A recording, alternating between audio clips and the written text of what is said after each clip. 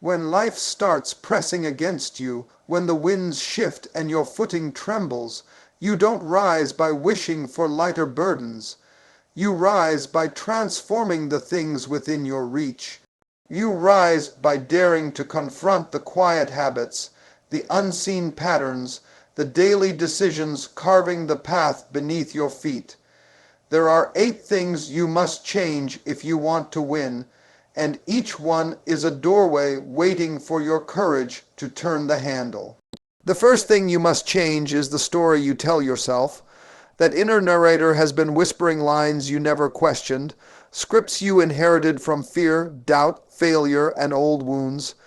You cannot walk into a victorious future speaking the language of defeated yesterdays. Rewrite the story. Tell a version where you rise. Tell a version where you build. Tell a version where you belong.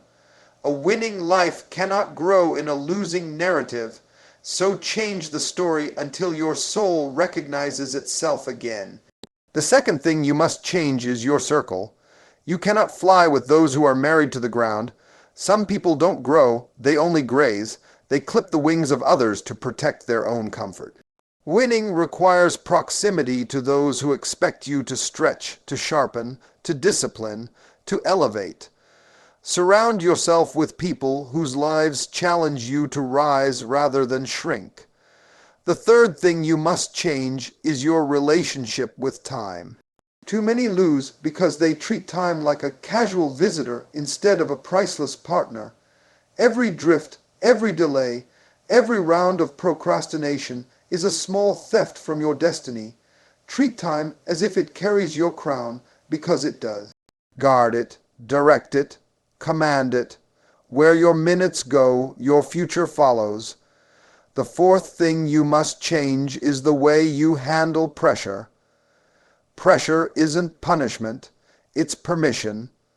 It's the weight that sculpts the steel inside you. When life tightens its grip, don't collapse or convert. Use pressure as fuel. Let it push you into strength, into strategy, into maturity. Diamonds aren't born in comfort. They're born in the places that squeeze. The fifth thing you must change is your daily discipline. Winning is a pattern long before it becomes a moment. People admire the victory, but they rarely see the habits beneath it. The early mornings, the difficult choices, the sacrifices that seem invisible to everyone but destiny. Discipline is the quiet architect of success. Build the habits that build the future. The sixth thing you must change is your emotional diet. What you feed your heart determines how far your feet will travel. Bitterness starves progress. Envy poisons gratitude. Shame buries potential. Release what keeps you small. Fill your heart with courage, forgiveness, clarity, and conviction. A healed heart moves faster than a hurting one. The seventh thing you must change is how you respond to failure. Failure is not a grave, it is a classroom. Stop mourning every misstep as if it defines you. The strongest among us are not those who never fell. They are those who learned how to rise while the ground was still shaking. Failure is the echo that reminds you to adjust, refine, and return stronger than before. The eighth thing you must change is your expectation. You cannot walk toward greatness while expecting crumbs. Raise your standard, raise your vision, raise your inner temperature until the cold voices of doubt cannot survive in your atmosphere. Expect better from yourself, and life will eventually match the level of your expectation. When these 8 things shift, everything in your life begins to step into alignment, not because magic happened, but because you finally agreed with the future calling your name. Winning doesn't start on the outside. It begins the moment you dare to change the things you once accepted, and the moment you change them, the road beneath you begins to rise to meet your feet. The first shift begins deep inside, in the quiet auditorium of your own thoughts, where the story you tell yourself has been echoing for years without challenge. Every life rises or collapses on the weight of that internal narration. Before you ever take a step, before you ever open your mouth, Before you ever attempt to build anything, the inner voice has already set the ceiling. It draws the lines, shapes the expectations, and builds the walls you sometimes mistake for reality. You can be talented, gifted, anointed with potential, but if story playing inside you says you are unworthy, broken, late, incapable, or invisible, then your feet will obey the script even when your heart longs for more. That is why your first victory must be over the narrative living inside your mind. There are stories you did not write but learned to live inside, stories handed to you by fear. Filled parents, wounded mentors, careless critics, abandoned dreams, or environments that didn't know how to hold your greatness. Their words became your compass. Their limits became your framework. And somewhere along the way you accepted borrowed truths as permanent identity. You must confront this. You must peel back the layers of inherited doubt and ask yourself, who told me this? Who taught me to shrink? Who convinced me that success belongs to others but not to me? Every belief has an origin, and once you uncover it, you gain authority to rewrite it. Changing your inner story is not about reciting empty affirmations. It is about interrupting a long-standing agreement with lies that never served your destiny. It means recognizing when your thoughts are rehearsing old wounds instead of new possibilities. It means catching yourself when your mind tries to predict failure before effort has even begun. The inner critic is not an oracle. It is simply the echo of past pain pretending to be wisdom. You cannot let that voice lead anymore. You must step into authorship. You must lift the pen from the hands of doubt and place it back into your own. Begin shaping a narrative where your survival is not overlooked, where your strength is acknowledged, where your growth is honored. Tell the version of your life where you didn't break, you adapted, where you didn't lose, you learned, where you didn't fall behind, you were being prepared. This is not delusion, this is direction. You are giving your subconscious a new blueprint so your actions can finally build a life that matches your potential instead of your fears. When you start telling yourself a new story, your mind resists you. At first, old narratives don't surrender easily. They raise their voices. They remind you of every misstep. They replay every criticism. They whisper, "Who do you think you are?" But this resistance is proof that your story is shifting. Keep speaking the truth until your inner world begins to rearrange itself around possibility instead of limitation. The story you tell yourself shapes the boundaries of your courage and the size of your decisions. If the story is small, your choices will shrink to fit inside it. If the story expands, your life follows. Everything you dream of becoming is waiting on the other side of a narrative you have not yet allowed yourself to believe. You cannot win while living inside the language of defeat. Let your story rise until your spirit recognizes its own strength again. Let your story rise until your identity stops apologizing for wanting more. Let your story rise until the future that once felt distant begins to feel familiar. Your circle is the quiet climate shaping the atmosphere of your life, influencing your pace, your focus, your ambition, without ever raising a hand or speaking a command. The people around you serve as mirrors, amplifiers, anchors, or accelerators, and too often we underestimate how deeply they carve the path beneath our feet. You rise or you shrink depending on the company you keep. You cannot win when surrounded by voices that normalize losing. You cannot stretch when surrounded by people who fear heights. You cannot birth greatness in an environment committed to smallness. Changing your circle is not betrayal, it is stewardship over your destiny. Some people hold you in their lives because you are convenient, not because you are called to walk with them. They love a version of you that stays predictable, available, unchanged, easy to understand, easy to control. But the moment you begin to grow, they feel threatened. The moment you start thinking bigger, they worry you might outgrow their expectations. These are not enemies. They are simply people who cannot imagine you outside the limitations of your past. If you stay in circles like that, you will spend your life apologizing for your progress. There are also people who carry storms in their spirit, drama that drains, negativity that spreads, excuses that multiply. They feed off chaos, and they expect you to hold umbrellas for storms they refuse to stop creating.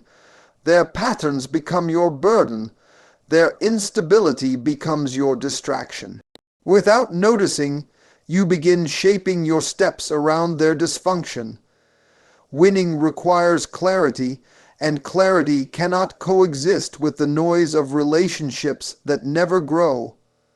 Then there are those who wear masks of support but carry the eyes of competition. They clap for you publicly but privately hope you never surpass them. They offer encouragement coated with subtle discouragement, the kind that plants hesitation in your mind. Their compliments feel like traps, warm on the surface but cold underneath. When you succeed, they grow silent. When you struggle, they appear enthusiastic because it keeps the hierarchy they prefer. A circle like that poisons ambition slowly, but changing your circle isn't only about who you must release. It is also about who you must seek. Winners become winners by proximity. You need people who challenge your excuses, not comfort them. People who see your vision clearly enough to confront you when you drift from it. People who celebrate your rise without insecurity. People whose lives ignite a fire inside you, not a fear of being left behind. Look for those who are building, not bragging. Those who are focused, not performing. Those who are disciplined, not dramatic. Their presence shifts your standard. Their mindset elevates your thinking. Their habits awaken a new level of responsibility in your own life. A powerful circle doesn't flatter you, it fuels you. You start dreaming bolder because you witness boldness daily. You start believing deeper because doubt has no room in conversations of progress. You start moving differently because you are surrounded by people who refuse to let you settle for anything beneath your calling. They don't pull you down when you rise, they rise with you. Your circle is a prophecy. It forecasts the direction of your future. Look at the people closest to you and you will see the trajectory of your next chapter. If their mindset is stagnant, your progress will become a negotiation. If their goals are small, your dreams will shrink to match the room. But if their vision is wide, if their thinking is sharp, if their character is strong, if their hunger is real, you will begin to expand simply by existing near them. That is the power of choosing wisely. Change your circle until the room you walk into feels like preparation, not opposition. Change your circle until you no longer have to dim your light to keep the peace. Change your circle until the conversations around you sound like tomorrow instead of yesterday. Pressure is the silent judge that visits every dream, every ambition, every intention born inside you. It arrives without announcement, without apology, without consideration for convenience, and it evaluates whether what you claim to want is matched by what you are willing to endure. Many people wish for greatness but collapse under the first weight of discomfort, not realizing that pressure is not a sign of rejection but a sign of preparation. Pressure doesn't come to break you. It comes to prove what is already inside you, to stretch parts of you that comfort never reaches. Without pressure, talent remains soft, potential stays unshaped, and purpose never gains the strength to sustain its own calling. Pressure reveals the truth about your foundation. It exposes cracks you didn't know existed, weak spots hidden under confidence, unresolved fears sitting quietly beneath your plans. When life presses on you, it is not cruelty, it is clarity. You start to see which beliefs were strong and which were borrowed, which habits were stable and which were temporary, which relationships were supportive and which were only decorative. Pressure brings honesty that comfort cannot produce, and that honesty becomes the soil where wisdom grows. There are moments when the pressure becomes so intense that you feel as though life has placed its entire weight on your shoulders. Those are the moments when lesser versions of you begin to fall away. The insecure version, the doubtful version, the uncommitted version. Pressure turns them to dust. You discover strength you did not know you possessed, endurance you never had to access before, resilience that sleeps until the world shakes you awake. You start realizing that everything you feared was capable of destroying you is actually teaching you how to carry more than you thought possible. Pressure also invites you into transformation. It forces you to think differently, strategize differently, respond differently.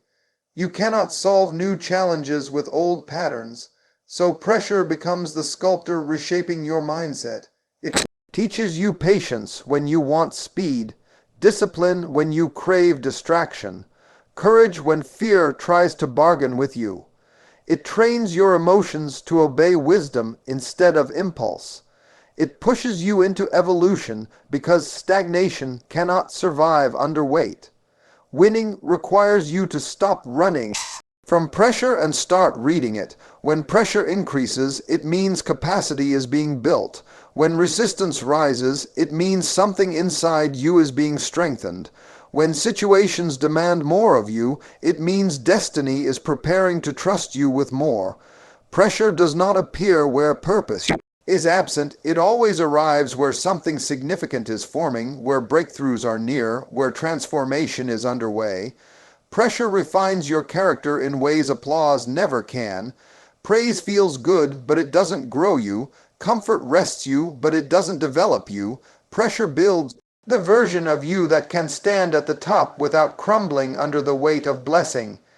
It shapes the endurance needed for long-term success, the focus needed for difficult decisions, the maturity needed for seasons that stretch beyond what you once believed you could handle.